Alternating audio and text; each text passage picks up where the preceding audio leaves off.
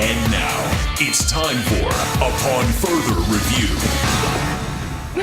Oh, my goodness, guys. This morning, Elizabeth Arden, they posted their financials. I know they wish they didn't.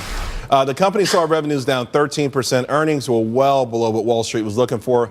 Management, though, here's the crazy thing. They blamed a sharp decline in sales on celebrity fragrances, and they specifically pointed to Justin Bieber and Taylor Swift. So I got to ask you, Kate, upon further review, maybe there are some limits to the influences that these celebrities have on us. Okay, so I think Bieber is completely done. Nobody wants to smell like him. Taylor Swift, I think she still stands a chance. She's the biggest celebrity in the world. Her perfume will be okay, but I was just bringing up in break, she doesn't have her CoverGirl deal either. So the facts don't back you up. Then she loses CoverGirl. I mean, when do you wear Taylor Swift? After a breakup? I mean, when do you wear that? Well, it's that young preteen, prepubescent crowd that they're really relying on. Wait a second. Before the show started, she had me smell her wrist. She had Taylor Swift on right now.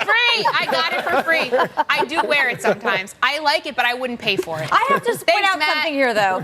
Paris Hilton has had a perfume out. She has an iteration of this perfume, 11 different generations. She's now making $1.5 billion on her perfume empire. Billion? Billion. And her new perfume, Dazzle, $20 million. I don't believe it. Overseas sales, Charles. Everyone overseas loves Paris Hilton. I don't believe it. Go ahead.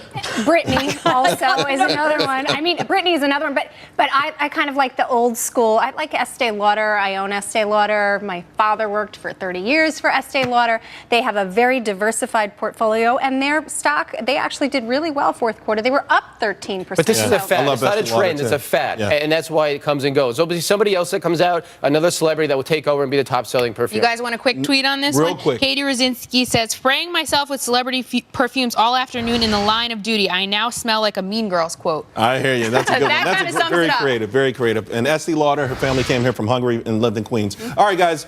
Now, we talked about this story before, but the plot thickens, so we have to follow it up. You remember that $1 million closet robbery? You know, the 3-story closet?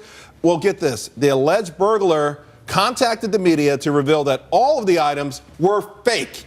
All right. They mailed some of these items to a local newspaper, and they confirmed, all this stuff is just junk. So he said it looks like this burglary was either $1 million bust or some sort of insurance scam, but upon further review, another reason you don't show off a 3-story closet, particularly if the stuff in it ain't real. Exactly. If you have half real and half fake purses, handbags, jewelry, you're not going to go ahead and show that off. And it does. It reeks of an insurance fraud scam. She left the house with her husband to go to dinner without locking that door. And then someone came in, stole out the items. This weird phone call to that reporter in Houston. Something is very fishy. I don't believe about any of this. I think it was real. I think this burglar's trying to get this PR thing going. I don't believe it. I think, why would you have that? Have you ever heard of a burglar trying to get PR? That's crazy. I just don't. Listen, that is 1 hour. Hold on one second. Too many people. Go ahead. I was just going to say it's an hour of the burglar's life that he's obviously never going to get back. So he's trying to reclaim his 15 minutes of fame here. I think it's hilarious. I don't know that I really think it's an insurance fraud scam. That's a little much. I don't know. I wouldn't put it past some of these people. But it's better than burning down your building like they used to do. I tell you what, though, if I was one of this lady's friends, like, one of her girlfriends, and I came over and I saw like you had 3 $40,000 Birkin bags and you made me feel like this little, I'm upset. You know what? I'm coming to your house and I'm going to be like, listen. I want to send her my book, Black Market Billions, so she could read all about the counterfeit That's how I feel industry. about you with cufflinks. I sit next to you and I feel like I go get fake cufflinks now. All right, guys.